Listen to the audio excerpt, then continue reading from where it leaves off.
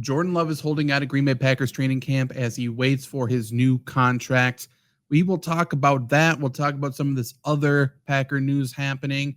First day of Green Bay Packers training camp. If you like Green Bay Packers news, if you want more Green Bay Packers news on this channel, definitely let me know in the comments or leave this video a like, because I can certainly do a bunch of Packers news. We can do daily Packers news. Let me know. But let's jump into the Jordan Love contract situation and what him holding out actually means. Okay, so Green Bay Packers fans certainly aren't strangers to quarterback drama around training camp over the past several years, especially under Brian Gutekunst, right? Of course, in the past, everyone is usually trashing the quarterback for doing anything, making it about himself. So much drama, so much this, so much that.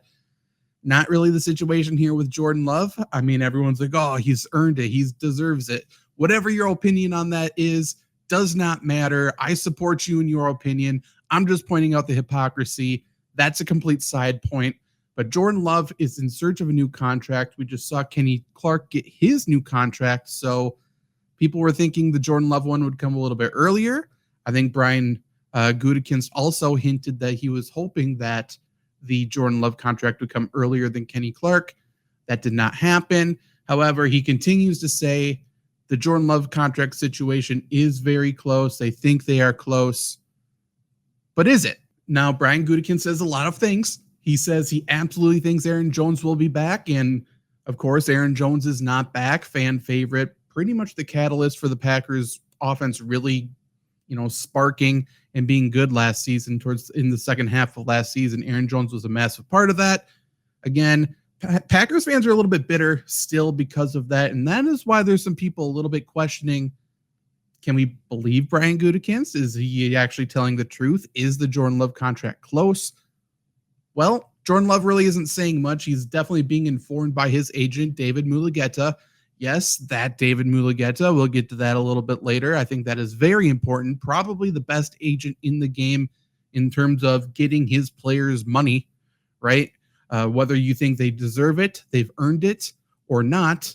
And I think in the in the case of Deshaun Watson, most people would say did not deserve it, did not earn it, and certainly hasn't made that look like a good contract since then. But now he's in search of getting Jordan Love, possibly the highest paid quarterback numbers of all time. Again, does he deserve it? Does he earn it? I don't know. And also, is it even relevant? Do you pay a contract for what the player has done? Do you pay the contract for what the player is going to be? And in the case of David Mulugeta, for his players, he always gets the general manager, the front office to pay for what the player is going to be. It almost never is about what the player has done. So the argument for what Jordan Love has done, I get it. He had a half of a good season. Mulugeta is really not even going to be talking about that. He is going to get the Packers to pay for what Jordan Love will be. And you know what? That takes a lot of predicting the future. So good for him, I suppose. But Jordan Love is at training camp today. He is in attendance. He is on the field. He is in the meeting rooms. He is doing all of that. He is just holding in. So he is at training camp, so he can't be fined. He is just not participating. That makes a lot of sense, right? Why would he be on the field and possibly getting hurt while during the contract negotiations? So in terms of the player, makes complete sense, and he's doing everything right. He is participating in pretty much everything in terms of classroom work. He has done the off-season work with the team, so chemistry stuff really shouldn't be an issue, especially for this first week of training camp. It's not that big of a deal. He's just not wanting to get hurt, and who could blame him? We saw TJ Slayton today blow up a play in the middle. I believe Sean Ryan was blocking, completely blow that up, made Clifford spike the football, and that could have been Jordan Love. We've seen Jordan Love get stepped on by offensive linemen in the past. Shout out Royce Newman, that sack of lard. So Jordan Love didn't want to get hurt. He's holding in. He's there, yada, yada, whatever. But is the contract actually close? And who knows? Who knows? Adam Schefter said it could go either way. They're trying to get this worked out. I think both sides think they can get it worked out. It's not done. It could go either way still, but I think by the end of the week, my guess would be that Jordan Love will have a new contract that probably makes him one of the, if not the highest paid quarterback in NFL history. And he is very good at tiptoeing around things because, if Jordan Love has something or David Mulugeta has something that he wants, right? That's why the contract hasn't been signed yet. There is some stake, there's some feature of the contract that they want. And Green Bay hasn't given it to them. So why would they say, oh, we're super close? Oh, we're right here. That gives up some leverage. You are hiding your cards. You're not showing anything. Who knows? And that is why Jordan Love is not talking to media during training camp in the locker room today. He's not saying anything about his contract. He's saying nothing. Mulugeta is informing him to do so. Do not jeopardize anything. Do not give the Green Bay Packers front office any sort of leverage whatsoever, because that Packers front office is so good at using any little bit of information against you, whether it be real information or information that they manipulate in the media that's not even real. They create a story out of nothing, and then they use it against you. Packers have done that all the time. That's not a unique thing to the Packers, by the way. But that is why Mulugeta and Jordan Love are silent. We are not saying anything. But are we close? Again, are we close? Are we close? Are we close? And it sounds like maybe by the end of the week there will be something. Certainly the Packers want to get this done before preseason games actually start. We need to get Jordan Love on the field. I mean, truthfully, he is still not an experienced quarterback, right? He needs as many snaps as possible, especially after last season. He started out poor and he finished super hot. We need snaps. We need reps right now to make sure he is up to speed, and maybe he can start the season good and keep that high level of play throughout the entire thing. Okay, so what is Jordan Love going to make? How close are they? I can only assume the big part of the negotiation right now. The total money is probably in the right area, right? There probably isn't very many secrets about that. It's probably more about guaranteed money, and it's about structure. As we know about David Mulugeta, he likes guaranteed money. Take a look at Deshaun Watson right here. Deshaun Watson had a fully guaranteed contract, so much money. This was at the highlight, or at the high of his controversy. Maybe not the high. It was right before the high of the controversy. He was involved in a bunch of scandals, sexual assault, and Deshaun Watson had accomplished really nothing at that point in his career. Still has accomplished nothing in his career. He had some good games. He played a lot from behind with Houston. Yet he got an insane contract, as we can see here. And looking ahead to this year, he is a $63.7 million cap hit against his own team's cap. This is probably a look at the future for Green Bay Packers fans. So people thinking that Jordan Love's going to take a huge deal, probably not. I can't imagine that would be the case. But let's just take a look at the cap hits for this year. We're looking at 63 for Deshaun Watson. Dak is at 55. Stafford's about 50. Kyler's about 50. Daniel Jones, 47.8. Then there's a big drop to Mahomes at 37. We can also take a look at the contracts by the total money average.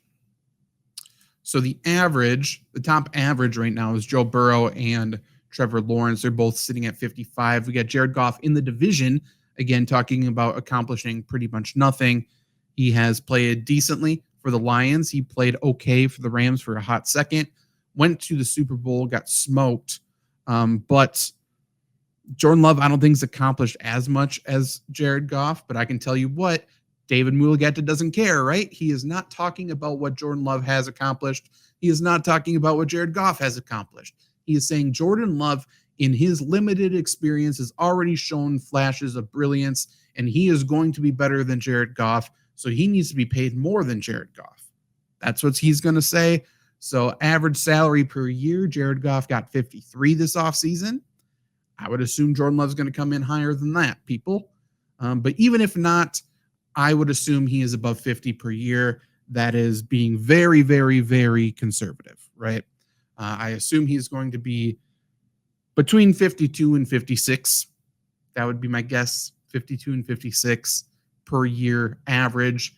Obviously, you can structure that any way you want, and that is what they are mostly arguing about right now, I would assume. But to anyone thinking that this contract is not inevitable, like Schefter said, like I said before, it's about 50-50. It could go either way. No, it couldn't. Brian Gutekunst's legacy is tied to the success of Jordan Love. Could you imagine if Aaron Rodgers is still playing NFL football longer than Jordan Love is playing football for the Packers? Hell would freeze over. There would be a nuke dropped somewhere. Like, it would be insane. It would be absolutely insane. This is one of those contracts that will get done by any means necessary, unfortunately, right? And I think David Mulligeta knows that. And I'm not saying that as unfortunately because Jordan Love's a bad player.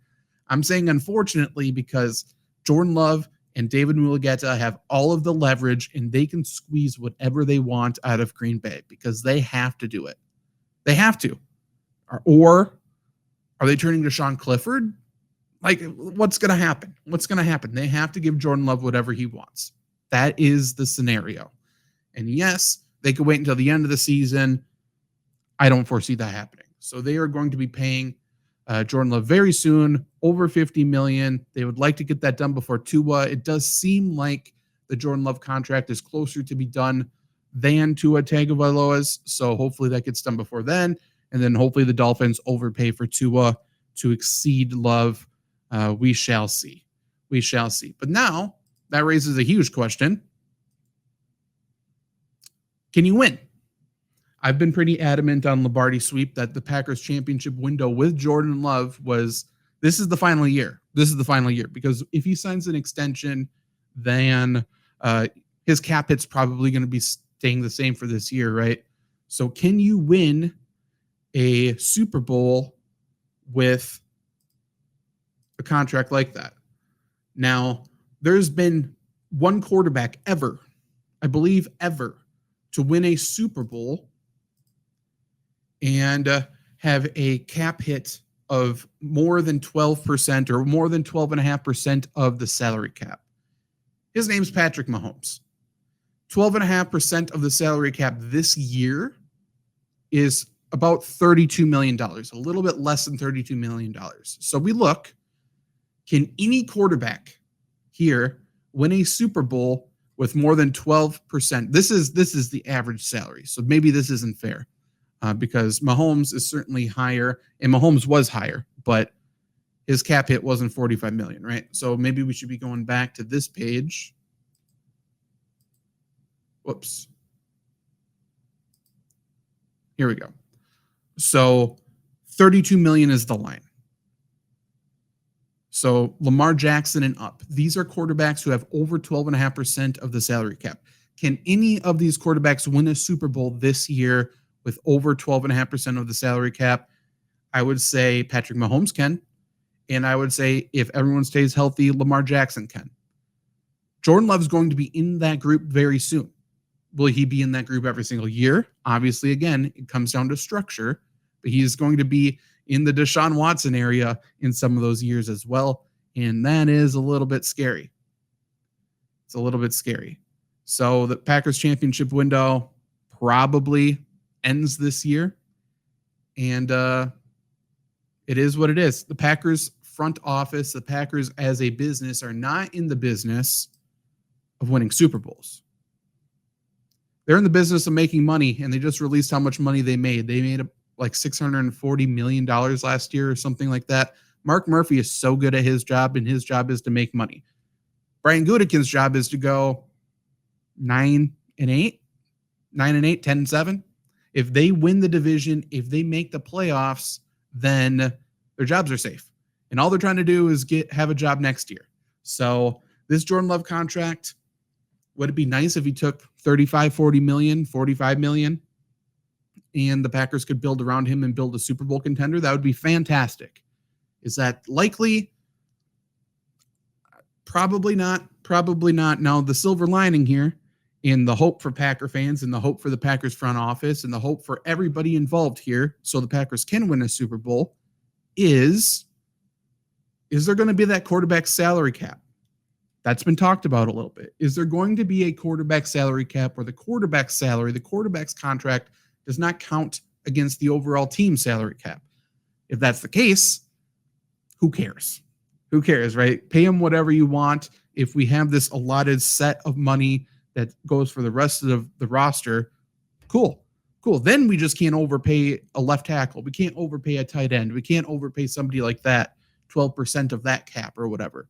But as of right now, the Packers are going to be giving Jordan Love $50+ million probably by the end of the week or within the next 10 days. And hopefully we stay healthy this year, huh? That's the hope.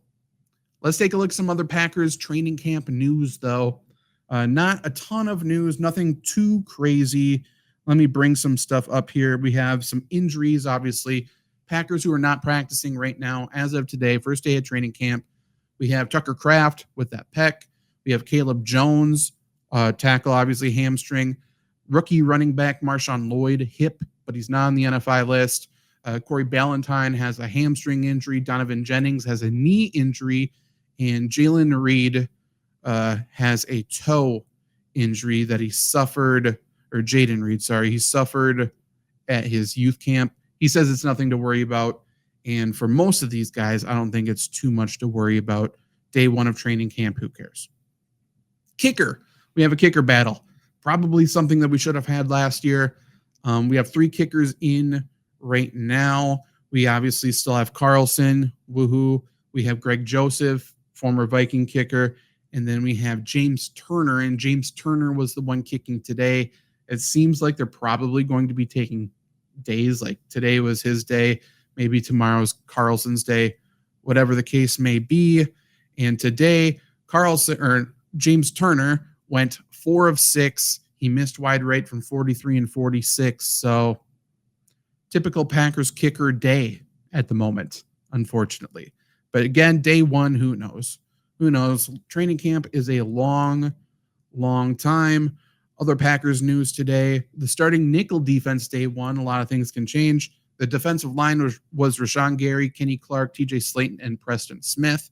Linebackers, we had Quay Walker and Edgerrin Cooper, the rookie dog, love him. Cornerbacks, we had Jair Alexander, unfortunately Eric Stokes, and Keyshawn Nixon. And then safety, we had Xavier McKinney and Javon Bullard. Xavier McKinney, another David Mulugeta client. And that's why he has good money. And then Cooper and Bullard, obviously the rookies, they are probably going to be day one starters. Offensive line to start camp, and they mixed and matched a little bit already today as well. But from left to right, we had Rasheed Walker, Elton Jenkins, Josh Myers, Sean Ryan, and Andre Dillard was at right tackle. Zach Tom was there. He was limited. All signs point to him probably taking that tackle job because the rookie, Morgan, did mix in with the offensive line. It seemed like he was mixing in at guard. So obviously I talked extensively about him. I wrote about him on Flurry Sports, stuff like that. He's probably a guard, right? Like, again, I hate taking tackles and making them guards, taking guards, making them tackles. I love drafting players at their positions, keeping them at their positions because they're good at their positions. But Morgan probably isn't going to be great at tackle. He's not going to be able to win consistently in the same way. Zach Tom's not going to be able to win consistently against those elite edge rushers as well. He's just not long enough. And once his speed goes, then he's fucked. It's just, that's the scenario. So moving him inside makes a lot of sense. But that's about it from day one. There isn't a lot of stuff that happened. Like I said, TJ Slayton had a nice play in the middle, destroying Sean Ryan. Don't love to see that from the offensive line standpoint. Obviously, I'm an offensive line guy more so than a defensive line guy. But let me know what's the vibes overall about the Packers right now. For you, what's your prediction for a Jordan Love extension? I would love to know your prediction. I would love to get somebody to guess it exactly correctly. Years and number. Let me know. And let me know if you want more Packers content. Let me know if you want different types of content on here daily. And let me know what you want covered. Until then, I'm probably going to go play some College Football 25. And we may be streaming some of that as well. Road to Glory, Red Cross, is the running back 1 now, if you missed that, for Bowling Green University. So come check that out, maybe live here, maybe live on Twitch.